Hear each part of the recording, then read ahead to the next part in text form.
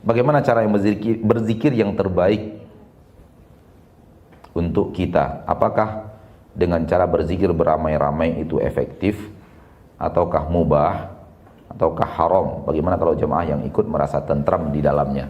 Tentram tidak menjadi standarisasi bahwa itu benar.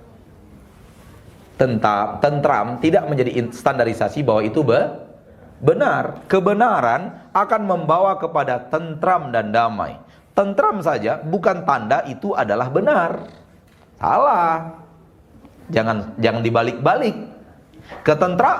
Kebenaran akan membawa kepada ketentraman. Itu pasti. Kebenaran akan membawa kepada ketentraman. Itu pasti, itu benar. Saya tentram di dalamnya, itu artinya itu adalah benar, salah. Salah itu.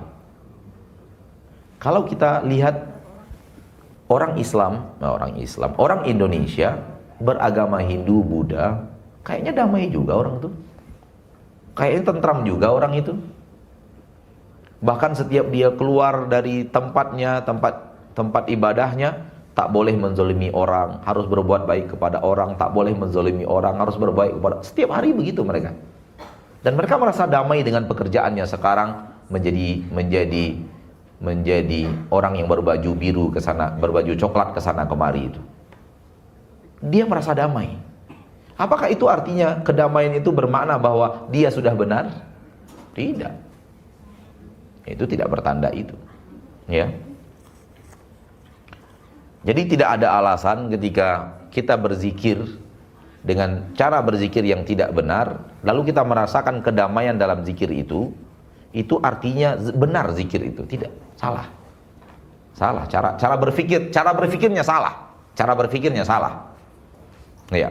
Cara berpikir yang benar adalah bagaimana cara berzikir yang diajarkan Rasul Sallallahu Alaihi Wasallam. Setelah tahu kita cara berzikir yang benar, maka kita mulai berzikir seperti itu sampai kita merasakan ketentraman dan kedamaian.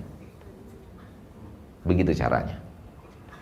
Jadi zikir berjamaah bersama-sama, satu suara, satu panduan, tak pernah diajarkan Rasul kita Muhammad Sallallahu Alaihi Wasallam. Tak pernah ada suatu hari Rasul berkumpul bersama Abu Bakar, undang Umar, undang Utsman dan sahabat yang lainnya, dan dianjurkan semua berpakaian putih, gitu ya. Lalu Rasul memimpin zikir. Subhanallah walhamdulillah wala ilaha illallah wallahu akbar. Jagalah hati. Lanjutkan. Nggak ada Nabi begitu lebay. Lebay itu nggak benar. Rasul berzikir itu jelas, tegas. Zikirnya seorang lelaki. Subhanallah walhamdulillah wala ilaha illallah wallahu akbar. Subhanallah walhamdulillah wala ilaha illallah wallahu akbar. Begitu ulama kita berzikir. Dan kita bertemu para ulama, bertemu orang-orang yang mengerti apa yang diajarkan Nabi dan bagaimana mempraktekannya. Tak ada yang berzikir Subhanallah, nggak ada itu. Tak ada satupun ulama yang kita temukan berzikir seperti itu.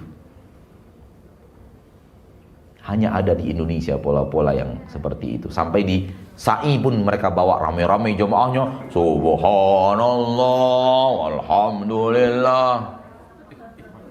Saya mengikuti perjalanan jemaah Indonesia umroh dari tahun 97. Di saat jarang sekali orang pergi umroh, kecuali di bulan Ramadan. Mulai ada 12 yang umroh di bulan Ramadan. Kalau bertemu di selain Ramadan, orang berwajah Asia Tenggara, kalau tidak Malaysia, kalau tidak Brunei, sekali-kali Singapura.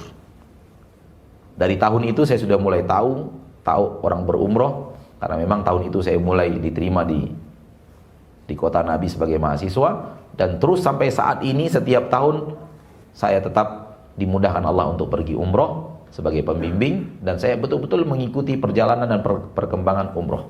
Dulunya yang begitu-gituan tuh Iran dan Turki. Sekarang Iran sudah ditutup, nggak boleh datang. Tinggal Turki, dan Turki sudah mulai berbenah. Mereka tak lagi ramai-ramai suaranya. Indonesia ramai-ramai sekarang. Indonesia yang sekarang aneh-aneh. Dulu yang aneh-aneh itu Iran sama Turki.